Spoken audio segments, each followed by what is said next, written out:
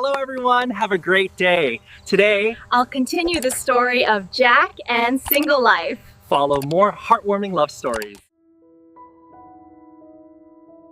At first, it was soft, barely more than a whisper against the wooden roof of the small house. But as the night grew darker, the rain grew heavier, falling steadily over the quiet mountain village. Most people had already gone inside. Lights glowed faintly through windows. The distant sound of wind moved through the trees, but Jack was still outside. He stood near the old wooden fence, staring at the narrow path that led to Single Life's house. The rain soaked through his shirt, but he didn't seem to notice, because tonight, he had finally decided something. For days, he had tried to convince himself that leaving would be easier, that Single Life was right, that the distance between their lives was too large, too complicated, too dangerous.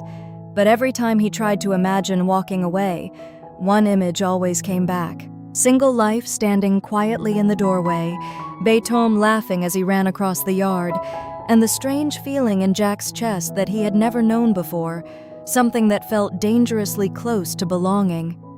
The rain hit the ground harder. Jack exhaled slowly. Then he walked toward the house. Inside, Single Life was putting Beethoven to sleep. The boy had already curled up under the blanket, clutching his small wooden car. "Mom," he murmured sleepily. "Yes?" "Uncle Jack didn't come today." Single Life forced a small smile. "He's busy." Beethoven frowned slightly, "But he said he would come tomorrow." Single Life gently brushed the child's hair away from his forehead. "Maybe he will." The boy nodded slowly, already half asleep. "Good. I like when he's here." The words were simple, but they stayed in Single Life's mind long after Beethoven fell asleep, because she liked it too, more than she should, and that was exactly the problem. A knock on the door broke the quiet. Single Life froze. No one visited this late, especially not during rain like this. She walked slowly toward the door. When she opened it, her breath caught.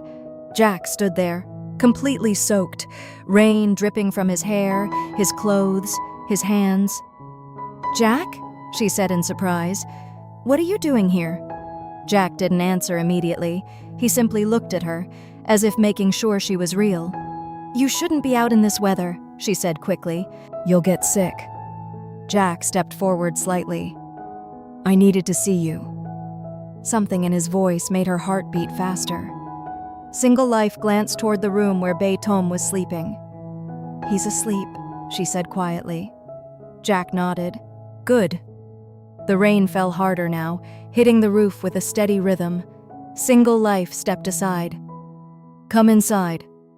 Jack entered slowly. Water dripped onto the wooden floor. She handed him a dry towel. "You're crazy," she muttered softly. Jack let out a faint breath that almost sounded like a laugh. "Maybe."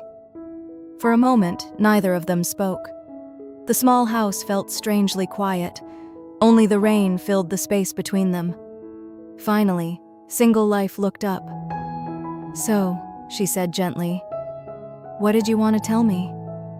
Jack stared at her, and suddenly, all the words he had planned disappeared, because the truth was much simpler and much harder. "I can't leave," he said. Single Life blinked. "What?" "I tried," Jack continued quietly. "I really did." He ran a hand through his wet hair. "But every time I thought about leaving this place, I kept thinking about you." The air in the room shifted. Single Life felt it immediately. "Jack," she whispered, but he didn't stop. "I know you said the distance between us is too big," he continued. "And maybe you're right." His voice softened. "But I can't pretend this isn't real anymore." The words hung between them, heavy, unavoidable. Single Life felt her chest tighten painfully, because she had known this moment might come, but she had hoped it wouldn't. "Jack," she said softly, "you don't understand." "No," he replied. "I think I finally do." The rain outside grew louder. Jack took one step closer. "I like you," he said simply. Then, after a pause, "I think I'm in love with you." The confession landed like thunder. Single Life felt something inside her break open. For weeks, she had fought this exact moment, fought the way her heart reacted every time he smiled, fought the quiet happiness Tom felt around him, fought the dangerous hope that maybe, just maybe, things could be different. But hearing him say it out loud made everything real, too real. "Jack," she said again. Her voice shook slightly now. "You shouldn't have said that." "Why?" "Because it changes everything." Jack shook his head slowly. "No," he said. "It only says what was already there." Single Life's eyes filled suddenly. She turned away quickly. But it was too late. Jack had already seen the tears. "Hey," he said softly. "What's wrong?" She laughed quietly, but the sound broke halfway through. "You really don't understand," she whispered. Jack stepped closer. "Then tell me." Single Life shook her head. "You're not supposed to love someone like me." Jack frowned. "Why?" "Because you'll regret it." The words came out sharper than she intended. The rain outside pounded against the roof. Single Life covered her face with one hand. Her shoulders began to shake. And suddenly, she was crying. Not quietly, not carefully, but like someone who had been holding too much inside for too long. Jack stood there, stunned, because he had expected rejection, anger, distance, but he had not expected this. "Single Life," he said softly. But she stepped back. "No," she said through tears. "Don't come closer." Jack froze. Her voice was breaking now. "Why did you say that tonight?" she asked. "Why now?" Jack's voice softened. "Because I couldn't lie anymore." Single Life looked at him, her eyes red, shining in the dim light. "Then you should have lied," she whispered. The pain in her voice hit him harder than any rejection. Outside, thunder rolled across the mountains. The rain kept falling, and in the middle of that small wooden house, Jack realized something terrifying. The woman he had just confessed to was crying not because she didn't feel anything, but because she did. The rain outside had not stopped. It fell harder now, striking the wooden roof in uneven waves, as if the storm itself refused to calm down. Inside the small house, the air felt heavy. Single Life stood a few steps away from Jack, her shoulders trembling slightly as she tried to steady her breathing. She had never wanted this moment to happen. Not like this. Not tonight. Jack remained where he was. He didn't move closer, because she had asked him not to. But every instinct inside him told him that the pain in her voice was not rejection. It was fear. "Single Life," he said gently. She wiped her eyes quickly with the back of her hand, trying to regain control. "You shouldn't have said that," she whispered again. Jack frowned slightly. "You keep saying that." "Because it's true." Her voice was quieter now, but the sadness inside it had not disappeared. Jack studied her face carefully. "You're not denying it," he said. The words made her freeze. Jack continued softly. "You're not saying you don't feel anything." Single Life closed her eyes briefly. That was exactly the problem. Because she did. And that was what terrified her the most. "Jack," she said slowly, "you don't understand what will happen if we let this go any further." "Then explain it to me." Single Life shook her head. "You'll leave." The answer came so quickly it surprised even her.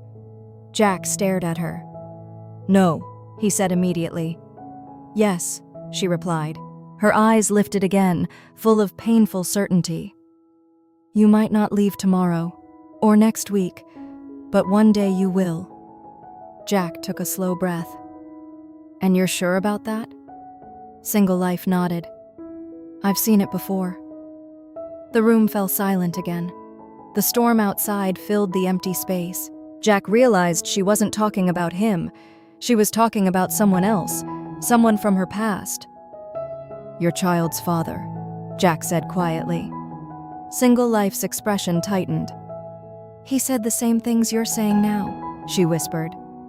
Jack didn't interrupt. "He told me he would stay," she continued. "He said I didn't have to worry about anything." He said we would figure everything out together. Her voice trembled again. And then he left. The words hung in the air, raw, honest, unavoidable. Jack felt the anger rise slowly in his chest, not toward her, toward the man who had broken her trust. "That's not me," he said firmly. Single Life looked at him sadly. "That's exactly what he said too." The truth in her voice hurt more than any accusation.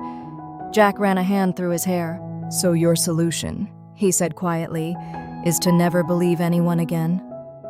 "My solution," she replied softly, "is to protect my son." The words landed heavily, because that was something Jack couldn't argue with. Everything she did, every wall she built, was for Betom. From the small room behind them came a faint sound, a quiet movement. Neither of them noticed at first. Single Life continued speaking. "If this becomes real," she said, "then one day you'll leave, and he will lose someone else." Her voice cracked again. "I won't let that happen." Jack's heart tightened.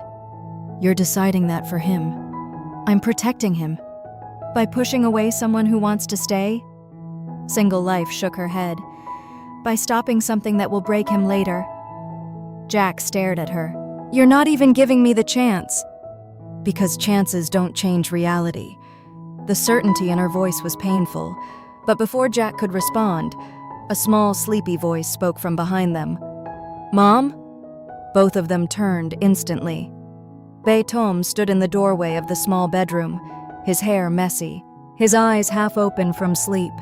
He looked from his mother to Jack, confused by the tension in the room. "Why are you crying?" he asked softly. Single Life quickly wiped her face again. "I'm not," she said gently. But children noticed everything. Betom walked closer slowly. His eyes moved between them. "Did Uncle Jack make you sad?" Jack's chest tightened. Single Life forced a small smile. "No," she said. The boy looked at Jack, then walked straight toward him, without hesitation. He wrapped his small arms around Jack's waist. Jack froze. "Don't make Mom cry," Betom murmured sleepily. The innocence in the words made the room feel even heavier. Jack slowly placed a hand on the boy's back. "I won't," he said quietly. Betom leaned against him for a moment, then looked up. "You're not leaving again, right?" Jack glanced at Single Life. Her eyes were filled with tears again, but this time, there was something else in them too. Hope and fear, both at the same time. Jack looked back at the child. "I don't want to," he said honestly. The boy nodded, satisfied. Then he turned back toward his mother. "Mom," he said softly, "I like Uncle Jack." Single Life's heart broke a little more, because that was exactly what she had been afraid of. Attachment, trust, the beginning of something that might disappear. She knelt down and pulled Betom gently into her arms. "You should go back to sleep," she whispered. The boy yawned and nodded, but before walking back to the room, he looked at Jack again. "Good night, Uncle Jack." "Good night," Jack replied. The child disappeared back inside. The room grew quiet once more. Only the rain remained. Single Life stood slowly. Her eyes met Jack's again. "You see?" she said softly. Jack didn't answer, because he did see. He saw exactly what was at stake now. But he also saw something else. The truth behind her tears. "You love me," he said quietly. Single Life's breath caught. She didn't deny it, but she didn't confirm it either. Jack stepped closer this time.